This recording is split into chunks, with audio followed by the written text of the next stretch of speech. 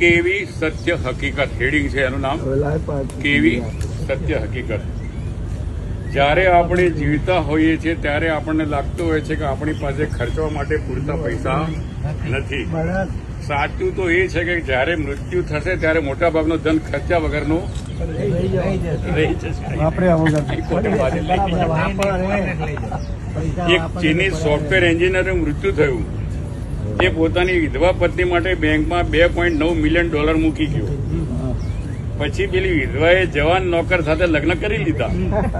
નોકરે કહ્યું, હું હંમેશા વિચારતો હતો કે હું મારા માલિક માટે કામ કરું છું, પણ હવે મને સમજાવ્યું કે આ તો માલિક આખી જિંદગી મારા માટે જ કામ કરતા હતા. એટલે જરૂરી એ છે કે વધારે ધન ભેગું કરવાને બદલે વધારે જીવવું, સારા અને સ્વસ્થ શરીર માટે પ્રયત્ન કરીએ અને આપણે જે ભેગા થઈએ બરોબર છે.